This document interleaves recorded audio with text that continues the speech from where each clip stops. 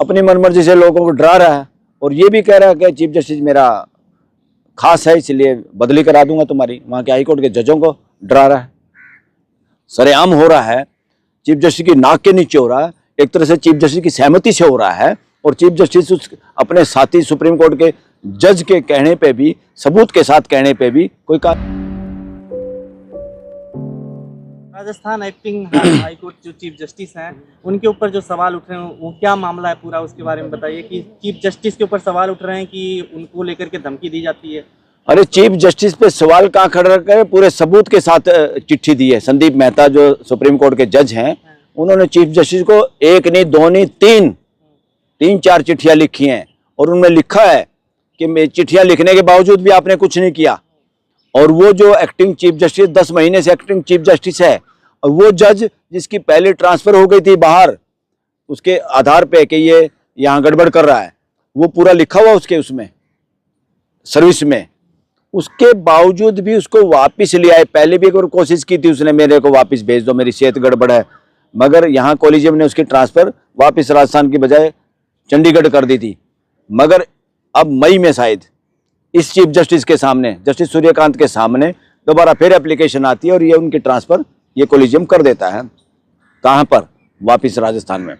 और वो गदर फंड मचाए हुए है, वो अपनी मनमर्जी से अपॉइंटमेंट कर रहा है, अपनी मनमर्जी से लोगों को डरा रहा है और ये भी कह रहा है कि चीफ जस्टिस मेरा खास है इसलिए बदली करा दूंगा तुम्हारी। वहाँ के हाईकोर्ट के जजों को डरा रहा है। एलिगेशन सीधा स्पष्ट लगाया इन्होंने कि पैसे वालों के खास लोगों के मुकदमे अपने सामने लगा रहा है और जो मुकदमे जोधपुर हाईकोर्ट में सुनने चाहिए तो उनको जयपुर अपने सामने लगा रहा है, जबकि झगड़ा जिस जमीन का वो जोधपुर का है।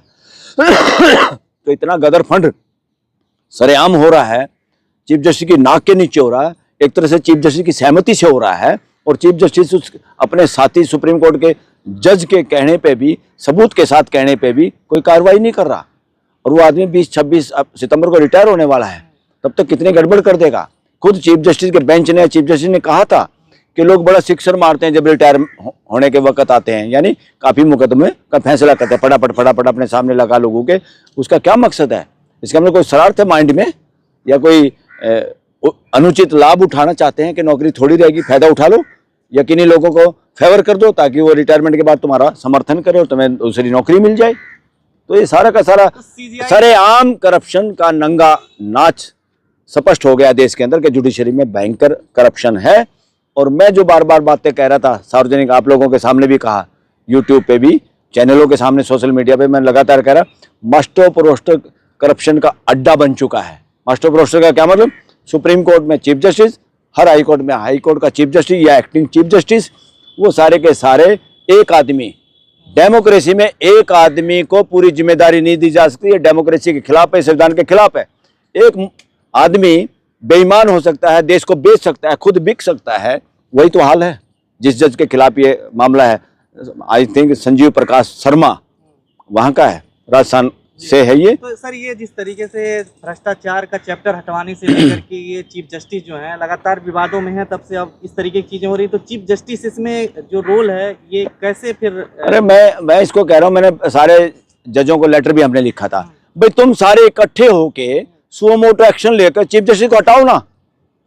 कोई भी ना सुप्रीम कोर्ट का चीफ जस्टिस ना देश का हाई कोर्ट का chief justice master of roster है। यानी कौन मुकदमा कहाँ लगेगा उसको कहते हैं मास्टर ऑफ रोस्टर। यानी रोस्टर कैसे तय होगा, कौन सी कोर्ट क्या मुकदमे सुनेगी, किस जज के सामने कौन मुकदमा जाएगा, ये भ्रष्टाचार का अड्डा है। लगातार इसमें मिसयूज करती रही सरकार जजों का और जज मिसयूज होते रहे चीफ जस्टिस इस देश के। ये भ्रष्टाचार का अड्डा है। सारे हाई कोर्ट के जजों की और सुप्रीम कोर्ट के सब जजों की ड्यूटी है कि देश को इस भ्रष्टाचार से बचाए।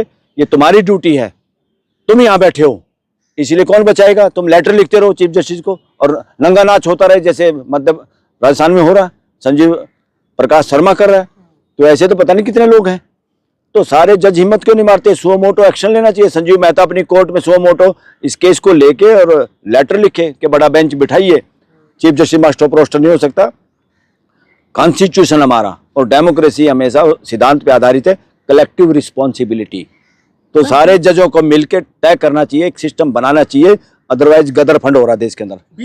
बीजेपी ने नारा दिया था चुनाव के दौरान कि जहां झुग्गी वहीं पक्का मकान, लेकिन दिल्ली हाई कोर्ट ने कह दिया है कि पीएमओ हाउस के पास में से 700 झुग्गियां हटाई जाएंगी, जिनमें करीब 1000 लोग से ज़्यादा लोग हैं, वो बेघर हो जाएंगे। 6 हफ्ते का टाइम दिया है। तो नारा था जो बीजेपी का, जहां झुग्गी वहीं पक्का मकान, वहां जेसीबी चलेगी। अफसर देखिए कितने समय से झुग्गी है, लोगों के उस बात को ध्यान में रखते हुए सरकार को स्कीम बना के उस स्कीम के तहत ही लोगों को डिस्प्लेस करना चाहिए, लोगों के साथ अन्याय नहीं करना चाहिए। ये जो झुग्गी वाले लोग दिल्ली में रह रहे हैं, ये अपने आप तो आए नहीं, रोजगार की तलाश में आए होंगे और यहाँ इन्होंने काम किया होगा। कोई कूड़ा बीनने का काम कर रहा है, कोई मजदूरी कर रहा है, कोई दिहाड़ी कर रहा है। इन सब लोगों की मेहनत भी शामिल है इस दिल्ली को डेवलपमेंट में। इसलिए हम उनको, किसी को भी दूध में से मक्खी की तरह से या दूध में से तिनकों की तरह से अपने लोगों को नहीं फेंक सकते। इसलिए झुग्गी में रहना लोगों की मजबूरी है, उनकी आर्थिक तौर पे मदद करना सरकार की जिम्मेदारी है।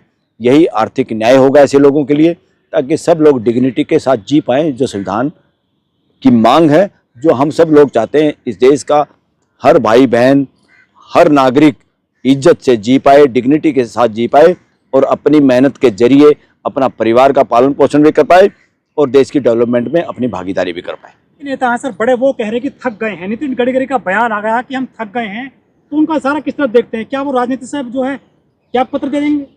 अरे भाई, ये राजनीति से त्याग पत्र, राजनीति पड़े हुए लोग राजनीति से क्या त्याग पत्र देंगे? थक गए तो अपने घर बैठो भाई। किसने कहा है? मैं तो कहूँ इस देश में कानून बनाने की जरूरत है। एक या 2 बार से ज़्यादा कोई जनप्रतिनिधि बनने का भी मौका नहीं मिलना चाहिए। ये पूरे मरने तक मैं ही बना रहा हूँ एमएलए एमपी, मैं मर जाऊँ तो मेरा बेटा बन जाए, इस तरह का गंदा खेल खत्म होगा। ये जरूरत है ताकि ज़्यादा से ज़्यादा लोगों की भागीदारी हो सके जनप्रतिनिधि के रूप में। सर कल बिहार में प्रोटेस्ट हुआ, उसमें पुलिस एक 6 साल के बच्चे को अरेस्ट करके ले गई। हाँ, वीडियो काफी वायरल है। हाँ, अगर ऐसा किया है तो गलत है, बिल्कुल गलत है, नॉनसेंस है। इससे पता चलता है कि बिहार पुलिस स्टेट बन चुका है या पुलिस स्टेट की तरह व्यवहार कर रहा है। कोई भी स्टेट पुलिस की तरह व्यवहार नहीं कर सकता। ये डेमोक्रेसी में पुलिस की एक ही ड्यूटी है, सिर्फ और सिर्फ लोगों के मौलिक अधिकारों की और अन्य लीगल अधिकारों की रक्षा करना। उस रक्षा करने के लिए ही, उसी को कहते हैं लॉ एंड ऑर्डर या सोशल ऑर्डर, वो करना ताकि सब लोग मिलजुल के देश के अंदर अपनी भागीदारी कर सकें, अपनी मनमर्जी का काम कर सकें, अपनी मनमर्जी से रह सकें और देश के अंदर एक परिवार की भांति एक व्यवस्था पैदा हो, फले फूले। जब सवाल किया गया तो बता रहे हैं कि छोटा बच्चा है तो प्रोटेस्ट में आया क्यों? अगर आएगा तो अरेस्ट होगा। अरे नॉनसेंस है, छोटा बच्चा प्रोटेस्ट में आया क्यों?